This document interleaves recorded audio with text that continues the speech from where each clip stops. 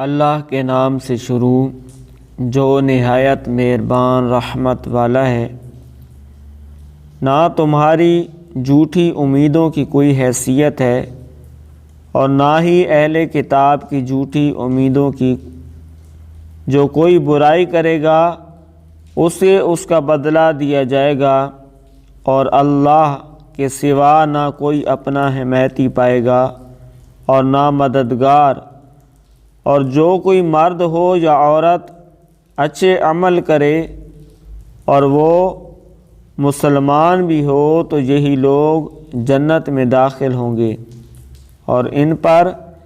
تل کے برابر بھی ظلم نہیں کیا جائے گا۔ اور اس سے بہتر کس کا دین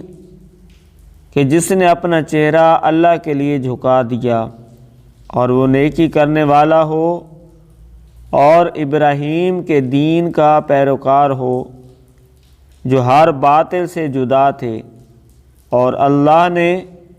ابراہیم کو اپنا گہرا دوست بنا لیا۔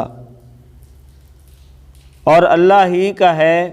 جو کچھ آسمانوں میں ہے اور جو کچھ زمین میں، اور اللہ ہر شے کو گھیرے ہوئے ہے۔ اور آپ سے عورتوں کے بارے میں فتویٰ مانگتے ہیں، تم فرماؤ کہ اللہ اور جو کتاب تمہارے سامنے تلاوت کی جاتی ہے وہ تمہیں ان عورتوں کے بارے میں فتویٰ دیتے ہیں کہ ان کے حقوق ادا کرو، اور وہ تمہیں فتویٰ دیتا ہے ان یتیم لڑکیوں کے بارے میں جنہیں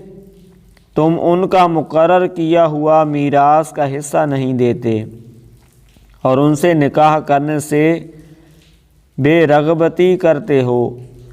حکم یہ دیتا ہے کہ تم یہ کام نہ کرو، اور کمزور بچوں کے بارے میں فتویٰ دیتا ہے کہ ان کے حقوق ادا کرو، اور یتیموں کے حق میں انصاف پر قائم رہو، اور جو تم نیکی کرتے ہو تو اللہ اسے جانتا ہے۔